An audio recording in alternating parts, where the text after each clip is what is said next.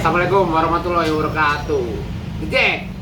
Mania. Wih, ini sebenarnya proyek dadakan ya.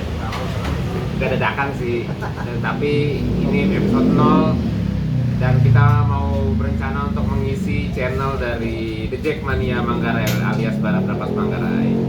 Bener ya Bang ya? Bener. Jadi kali ini gue juga sama pendiri Manggarai, pendiri The Jack Mania, Bang Tirta yang pengetahuannya sudah tidak diragukan lagi. Ya kan? Bener kan? Oke.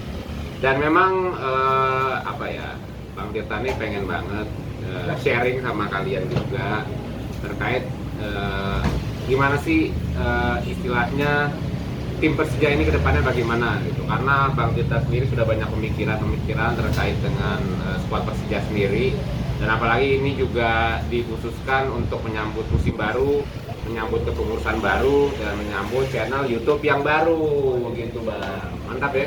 Dan memang juga karena episode baru yang harus diisi sama orang yang pertama mendirikan The Jack Mania Manggarai. Oke, langsung masuk ke dalam pembahasan kita. Menurut lo gimana sih Bang skuad Persija yang sekarang nih? Gimana ya? Kalau menurut gue skuad yang sekarang sangat menjanjikan. Bener ya, menjanjikan? Juga sangat menjanjikan. Oke. Kalau lo ngomongin skuad, berarti kan lo ngomongin soal materi ya. Iya. Dengan materi yang dibangun ini sebenarnya kalau ditanya kita terakhir juara tahun 2018, itu sekarang dari inti pemain 2018 tinggal sisa siapa? Pertanyaan itu. 2018 kita masih ada Andre Tani sama Maman Abdurrahman ya, kalau nggak Mariko. salah. Sama Riko, berarti Iya. cuma ada 3. Iya, Rejaldi lah sebenarnya juga. Rejaldi sebenarnya Iya. 4. Tapi kan 4 itu belum tentu inti juga nanti ke depan. Betul, Kan? betul. Tapi intinya masih ada 4 yang pemain yang dalam skuad juara 2018. Oke. Kita harus akuin bahwa ketika setelah juara kita masih mempertahankan skuad yang ada, akhirnya ditambah sulam dikit hancur, akhirnya bahkan kita sampai nyaris mau degradasi 2019, terus tambah lagi kemarin kan kita sampai di peringkat 8 kalau nggak salah. Jadi menurut gua dengan perubahan yang sangat drastis dari segi materi yang ada segala macam, that's why ini adalah kita sangat menjanjikan karena berani berubah. Oke. Menurut lo nih Bang, perubahan itu yang sampai bikin lo bilang menjanjikan itu ada di titik krusial bagaimana sih? Dan terkait dengan perubahan itu sendiri? Pertama, penyegaran ya. Pertama, faktor penting adalah pelatih ya.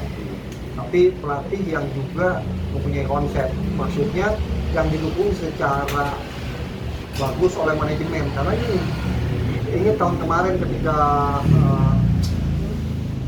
Coach Angelo ya kalau nggak salah, Coach Angelo datang pada saat musim awal, tapi sejujurnya pemain yang ada bukan pemain yang benar-benar dipilih Coach Angelo pada dasarnya dia bawa ya. Tapi kalau sekarang benar-benar manajemen sure ngasih langsung, lu mau apa?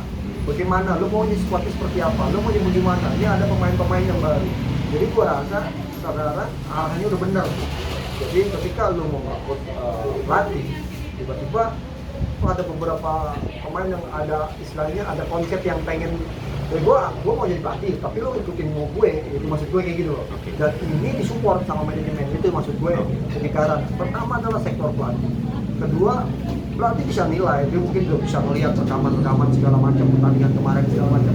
Kan kekurangan kita adalah di tambal suram itu kan, dari cara main, dari cara main pola, dari cara segala macam, juga secara total. Mungkin dia udah lihat beberapa tim. Jadi penyegaran pertama ada pelatih, dibawa konsep sendiri, disupport, dan akhirnya terbentuklah tim yang sekarang, yang mayoritas pemainnya ya tadi gue bilang mungkin kalau kita lihat dari kemarin pas lawan Rans cuman ada Maman sama Andre Tani doang yang inti. Iya. Betul. Sebenarnya kan salah satu yang paling drastis juga kan terkait dengan perubahan pola pertahanan ya. Dari yang biasa make 4 back kita jadi make 3 back. Itu menurut Bang Tirta sendiri deh, akan membawa keberuntungan dalam arti kata membawa hal positif atau membawa malah petaka? Karena sejujurnya kalau 3 back sendiri mungkin sampai saat ini sebelum Coach Thomas Doll datang ya, di luar Sintayong juga pakai 3 back itu, tapi nggak ada klub-klub Indonesia yang pakai 3 back secara konsisten. menurut BT nih, apalagi juga kita selama pertandingan selama Thomas Doll bermain itu kita nggak pernah clean sheet. Nah menurut BT ini kedepannya bakal gimana nih, terkait dengan 3 back ini? Jadi gini, dari pertama dari Coach Do datang memang kayaknya sih dia sudah mulai waktu pas lawan Sabah aja udah mulai dengan pola 3 back ya. Yeah. Gue nggak tahu mungkin nggak tahu emang ini kayaknya formasi yang kesukaannya dia ya. Tapi kan masalahnya apakah yang lo pertanyakan kan apakah 3 back ini akan menjawab kelemahannya pertahanan kita kan? Karena musim lalu jujur kita wah gampang banget kebobolan. Secara pola dengan 4 back kita kebobolan banyak dengan pemain-pemain yang ada. Nah, sekarang kalau ditanya dari dicoba kita sering kebobolan ya. Bahkan kemarin terakhir aja masih 2 gol. Menurut gua kalau menurut gua ini proses. Kalau kita kan belum tahu ya. Coach Do ini mantan secara pola 3 back dia pengen berarti kan dia udah punya something ya, bahwa kalau mekanisme backnya yang dia mau bagus mungkin kita akan lihat hasilnya, tapi gue rasa sih dia akan udah polanya 3 back gitu. Tapi kalau ditanya pola 3 itu sebenarnya dari tahun 2001 ketika juara juga kita masih pakai pola 3 back karena masa dulu ada Primavera juga ya karena sebenarnya pola 3 back itu kan dibawa dari Eropa gitu. Ya, betul. Zamannya ketika kalau nggak salah Primavera itu datang awalnya Indonesia tuh Liga Indonesia make 4-4-2 datang ya, tapi ketika Primavera datang dengan polanya 3-5-2 akhirnya semua tim berubah jadi 3-5-2 sampai ketika kita juara 2001 ya.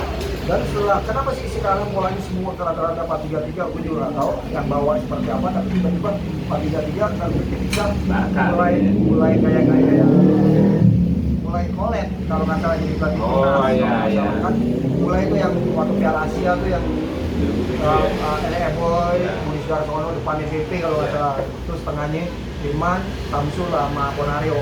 Jadi udah mulai tuh di situ.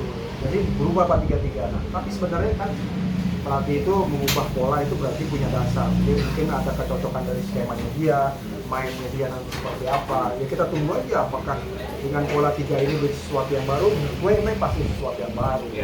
Dan ya dari kemarin main lawan Rans sih, gue ya mungkin kita kebobolan pertama adalah serangan crossing sama dua kali crossing. Nah itulah berarti kan ada PR yang harus diselesaikan sama si Coach Do.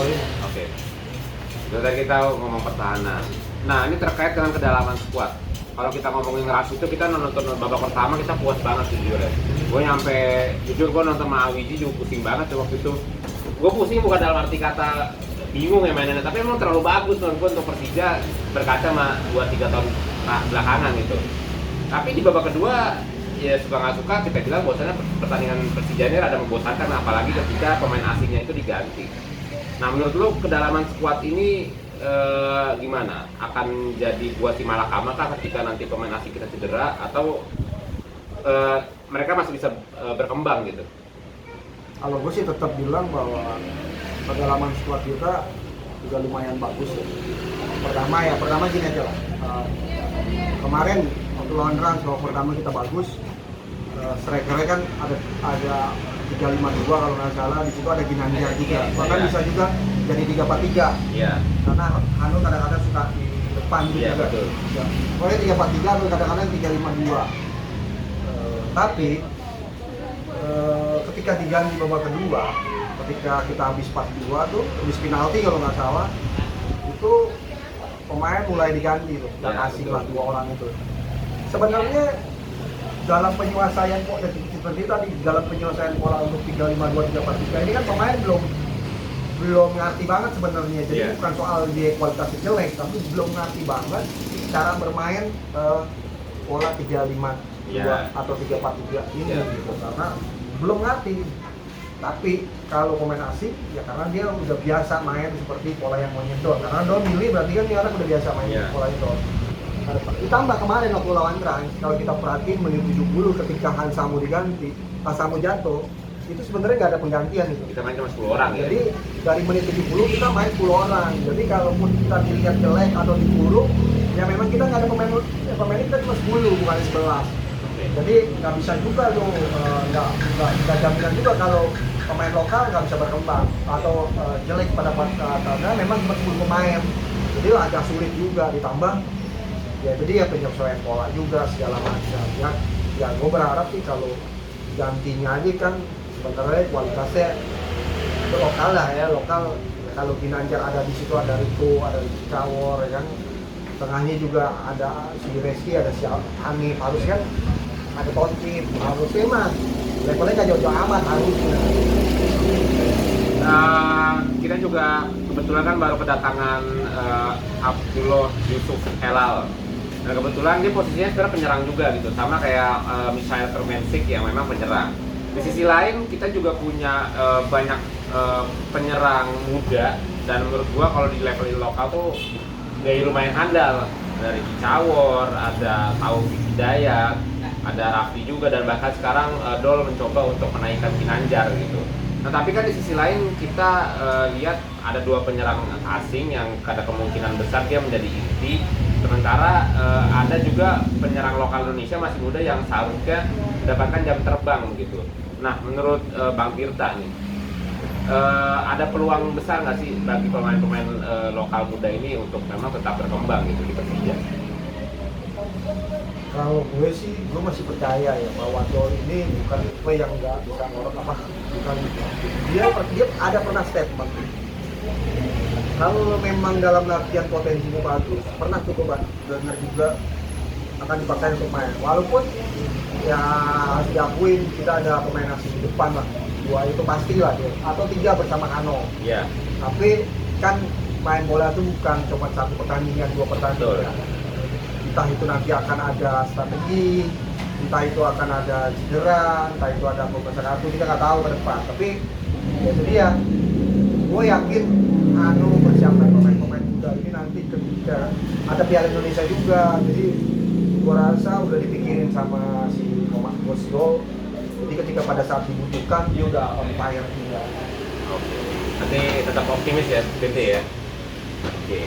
Dan ini juga sebenarnya selain dengan pelatih asing, pemain asing, menurut gua hal yang positif dari Persija sendiri itu adalah di timnas muda U16, U19 itu Persija itu bisa dipanggil sampai 11 pemain gitu secara total ya, U16 dan U19 gitu, ditambah U23 juga sempat ada beberapa pemain yang dibawa ke SEA Games ya, kayak Abimanyu dan segala macam.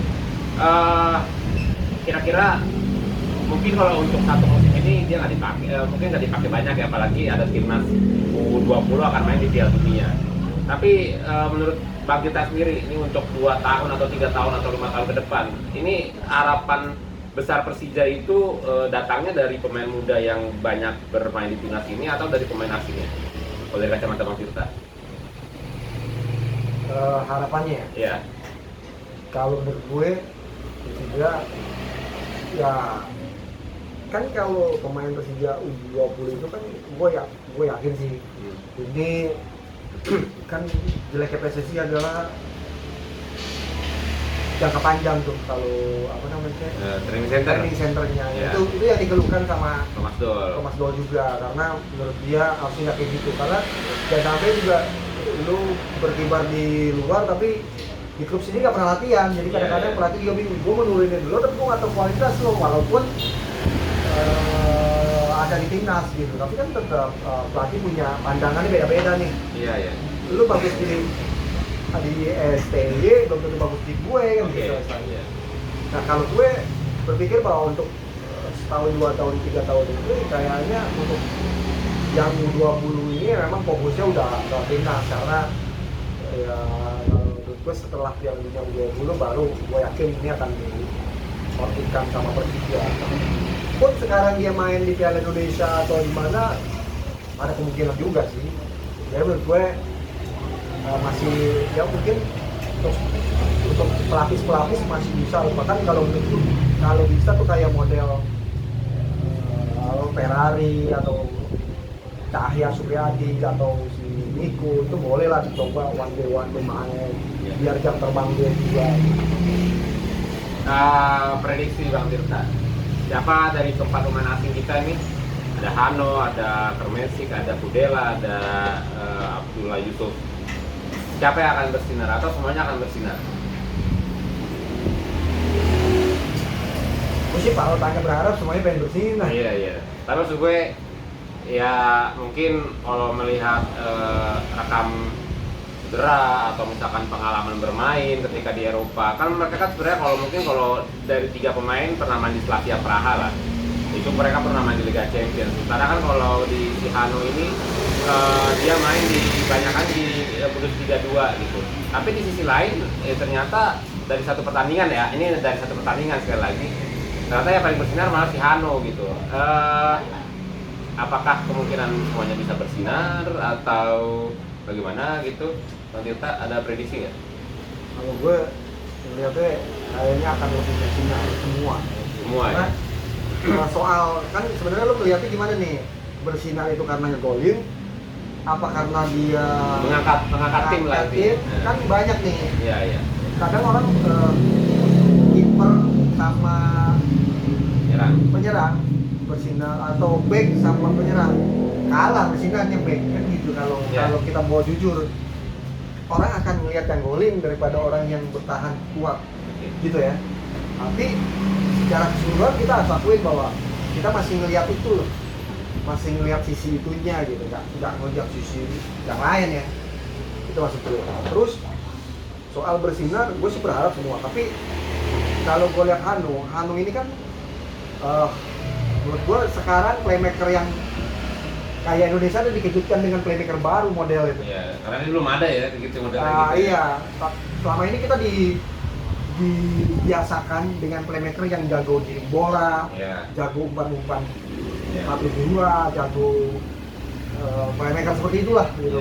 Kayak Luciano, Carlos de Melo, Firman Utina, atau Indonesianya itu ya, atau Acai Lubis, Pariusian segala macam kan ya. Atau yang sekarang nih ada Evan Dimas atau bla bla bla, atau mungkin kalau makan Konate gitu. Karena menurut gue memang Thomas Doe ini bukan tipe yang mau playmaker kayak gitu ya.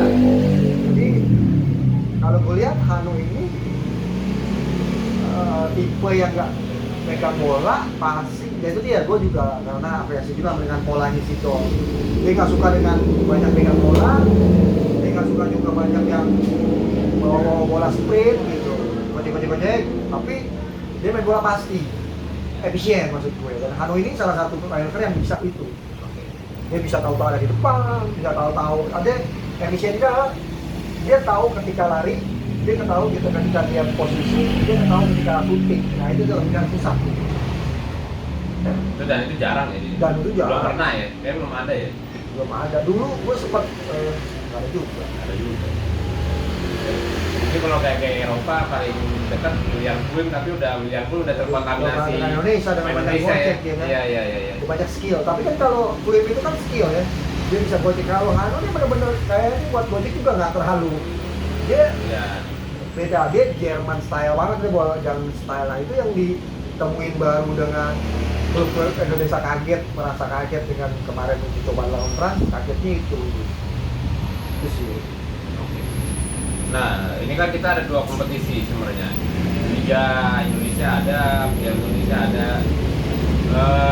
Dengan ada yang kuat sekarang, kira-kira dapat nggak salah satu piala ini? Wah, kalau gue mah mau dapet lah.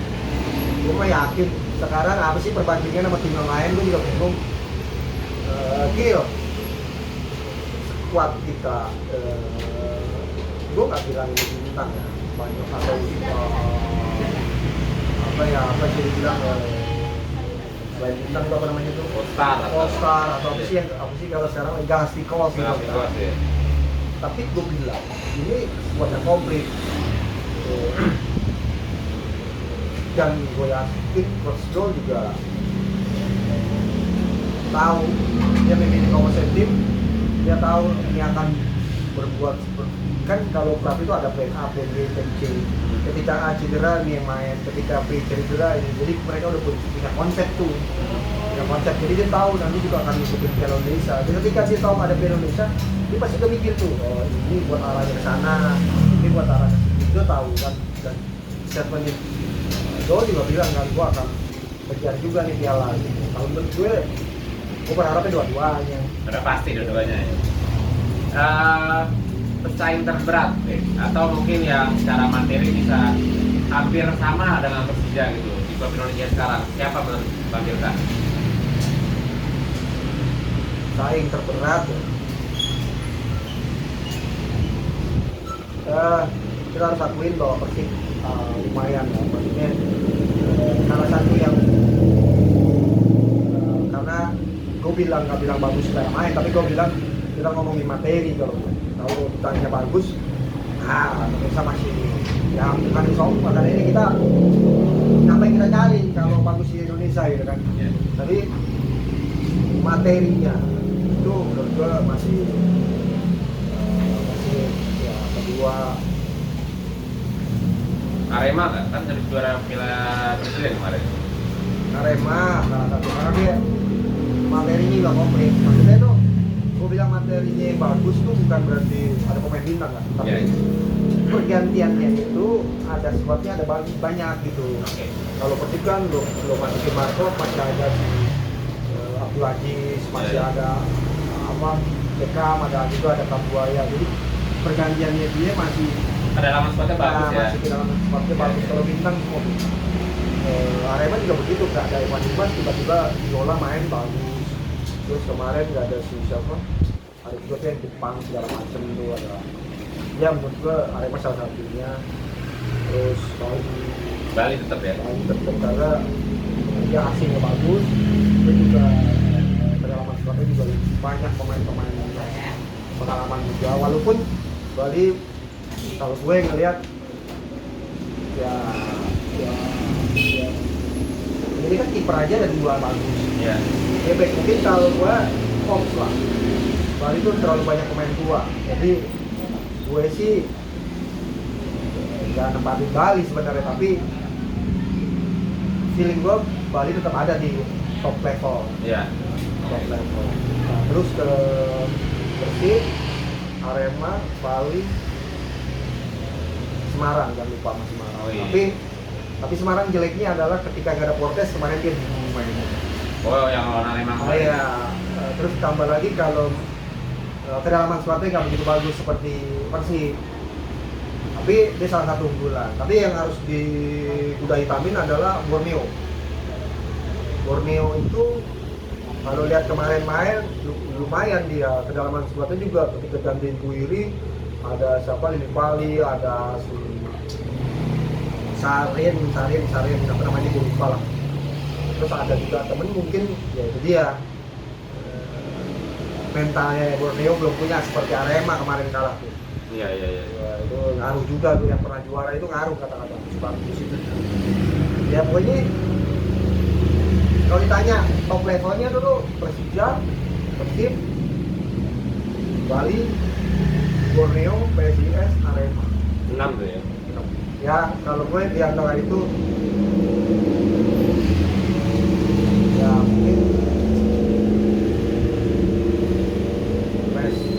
Borneo lah yang tadi. Borneo ya kalau 5 ya. Iya. Iya. Oke. Nah, gua kalau diskusi sama lo nih Bang Tirta, lu selalu ngomong klub di Indonesia tuh nggak ada yang jago banget. Dan klub Indonesia itu ya itulah yang bikin Liga Indonesia itu susah diprediksi Ya, gitu betul. ya. Ya kalau gue tanya alasannya secara pribadi gue udah tau lah lu ngomong apa, tapi gue pengen kasih tahu ke teman-teman nih, kenapa sih lu bisa ngomong kayak gitu Teh? Gue pernah diajak ngomong sama gue pernah juga ngobrol sama teman-teman gue yang main bola. Gue juga gue pernah pan football, tapi ada teman gue orang Jepang. Iya. Orang Jepang tiba-tiba lagi main pan football, tiba-tiba dia diganti. Iya. Alasannya temennya itu yang ngeganti dia itu mantan pemain pro atau pemain liga gitu. Dia diganti tetap diganti. itu yang menyadarkan gue sih. Jadi tiba-tiba dia ngobrol duduk sebelah gue, dia ngobrol begini, bro dia udah bisa bahasa Indonesia, Iya. bro lu kenapa diganti gitu, lu lagi bagus-bagusnya gitu, nggak tahu tuh katanya main liga gitu kan. Oh gitu ya. Terus gue bilang, oh iya susah lah lu main liga, keren gitu, gue bilang gitu. Tiba-tiba dia ngomong gini, emang main liga kita sejago apa Bantil? Gue di sini langsung ditek gitu. Gue bingung, sejago apa kalau dijawabin gue itu? Gue mikir, bagi gue, dia juga kalau gue bilang sejagonya levelnya Asia Tenggara tuh enggak. Paling kecil loh, levelnya Asia Tenggara. Kapan kita juara Asia Tenggara? Ya itu SEA Games paling 1991. Iya, 91. Bisa aja U19 Iya. sama U23 kalau nggak salah sempat juara tuh. Iya. Levelnya di Asia Tenggara baru juara 2 kali dalam kurun waktu 91 sampai 22. 2022. Dan itu juga level muda ya. Dan itu level muda. Dan kita harus akuin bahwa di Asia Tenggara, makanya ketika ditanya, emang kita pemain liga jagonya levelnya semana? Sejago apa? Ya gue jawabnya bingung. Kalau gue mau banggain, weh enak pemain gue kan nasional juga dong. Enak, pemain Indonesia jago, juara Asia, juara ini. Gue bisa ngomong begitu. Cuma masalahnya enggak ya. Masalahnya enggak, jadi gue gak bisa ada alasan tuh karena dia orang Jepang. Jadi gue bilang gini, kalau gue bisa banggain Jepang bisa lolos Piala Dunia berapa kali, ya gue gak bisa jawab dong, gue gak bisa bantah. Iya, iya. Nah, kenapa gue sering ngomong begitu? Ini ada asumsi dengan sekarang level paling rendah di Indonesia dong. 33 lah. Bukan apa nih? apa level paling 3 timnas Indonesia. Sorry. Oh, terakhir ini. Ya paling final AFF paling. Finalnya jauh juara enggak? Enggak ada. Bahkan pelatih sekarang Sintayong sekarang pusing untuk ngalahin Vietnam sama Thailand. belum menang kan? Pemain Indonesia ubah-ubah ya. Ada Evan Dimas zamannya, ada B zamannya, sekarang nih zamannya Rahmat Irianto, Ricky Kambuja sama Marco lawan Vietnam. Kita nggak bisa megang bola, kita harus gue di tengah kita nggak bisa megang bola, kita bisa serang bisa. Lawan Thailand begitu juga kita dibantai, nggak bisa megang bola. Jadi level kita yang di jagoan ini timnas nggak bisa megang bola di level Asia Tenggara. Jadi lu jangan, gue nggak pesimis, gue justru optimis karena gue kayak Indonesia. Tapi kalau ditanya level jagonya, gue ini buat acuan gue sebagai klub gue aja Persija. Jadi gue gak suka tuh kalau Persija bilang bahwa susah kita targetnya cuma 3 atau 5. Bagi gue aneh. Emang level Indonesia sejago apa sampai lo takut untuk bilang juara? Itu maksud gue. Itu maksud gue. Emang level Indonesia apa orang di Asia Tenggara yang sama? Sekarang kita bayangin. Sekarang kalau paling bagus Persib misal, anggaplah Persib karena dia belinya jor-joran ditambah lagi pemain nasional di situ semua tuh, tengahnya Ricky Kambuja, Marco sama Rahmat Irianto. Tapi gue balikin, tadi gue bilang kalau Vietnam dia nggak bisa megang bola, bener loh, kita kalah sama Thailand loh, ya kan? Berarti nggak sejago apapun gitu, jadi bisa dikalahin gitu, ya kan? Jadi kenapa gue bilang, kenapa sih takut banget juara? Ya dia orang semuanya masih di bawah Asia Tenggara kok levelnya. Dan gue suka, kenapa ada tagline dari Persija adalah next level. Karena mikirnya bukan untuk tahun ini, mikirnya untuk ke depan, untuk ke Asia. Itu kenapa gue agak tertarik dengan Thomas Doll, karena dia mikirnya Asia ya? Asia. Kalau lu mikirnya udah Asia, Indonesia lama-lama gampang tuh. Bukan gampang maksudnya, ya udah lewat lah. Udah lewat. Target udah Asia. Jadi kalau mau juara, kan kalau kita main baik, kita udah mikirin mau Asia Tenggara, masa sih nggak dapat juara misalnya gitu. Jadi kayak gitu loh. Kenapa sih gue bilang bahwa sejago apa? Ada alasannya. Karena kalau kita nggak pernah juara, harus akui. Level paling kecil di Indonesia di dunia adalah Asia Tenggara. Iya benar, setuju. Emang ada lagi level kecil di Afrika? Nggak ada. Oceania? Ya menurut gua satu-satunya regional ya yang nggak pernah lolos Piala Dunia itu Asia Selatan sama Asia Tenggara. Tapi kalau mau diadu Asia Selatan sama Asia Tenggara, menurutku masih kalah Asia Tenggara sih. Maksud gue kayak kalau di India bagus ya sekarang. Iya bagus, maksud gue secara klub dia udah konsisten masuk Liga Champion gitu. Nah, iya. Levelnya udah bukan level di AFC Cup loh. Kalau ngomong Asia Timur, walaupun dia jelek, ada Hong Kong, Mongolia, tapi kan ada Jepang, ada Korea yang secara memang bagus. Memang kalau gue ngeliat, memang Asia Tenggara itu adalah level terendah sepak bola sih benar. Walaupun isinya orang gila bola ya, tapi cuma supporternya doang yang gila, apalagi Indonesia ya. Memang balik lagi sih benar. Gue kenapa nanya kayak gitu ke Bang Tirta? Karena gue ngerasa gue pengen menumbuhkan sikap optimisme gitu di antara kita. Kalau supporternya udah gak optimis, ya gimana klubnya gitu kan. Makanya maksud gue, ya walaupun Thomas Tuchel bilang target kita di papan atas, ya gue sih berdoa ya kita bisa double winner sih sebenarnya. Gitu ya, mungkin tahun depan bisa masuk AFC, ya di tahun ketiga Thomas Tuchel kita bisa treble winner gitu sama AFC Cup, Piala Indonesia sama Liga Indonesia gitu. Ya dan semoga aja PSSI juga konsisten ngadain Piala Indonesia ya. Karena udah beberapa tahun terakhir itu Piala Indonesia jarang dilakuin gitu. Dan alhamdulillah karena ada Piala Indonesia jadi makin seru gitu ya. Seru, betul. Banyak pilihan jadi nonton ya. Benar ya. Semoga gue berharap ketemu teman-teman di Liga 2 sih. Karena di Liga 2 juga banyak klub-klub seru gitu kan. Jadi pemain-pemain muda main. Iya gitu. Dan memang kita butuh rotasi untuk mematangkan pemain muda kita. Karena suka nggak suka secara akademi Persija terbaik gitu ya di Indonesia gitu, dan diakui juga dengan banyaknya pemain yang dipanggil ke timnas timnas muda gitu kan.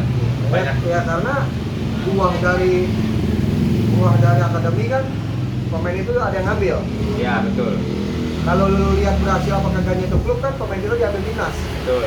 Gitu, jadi menurut gua ya berhasil akademi kita yang terbaik lah. Oke. Mungkin itu dulu ya. Yang kita bahas.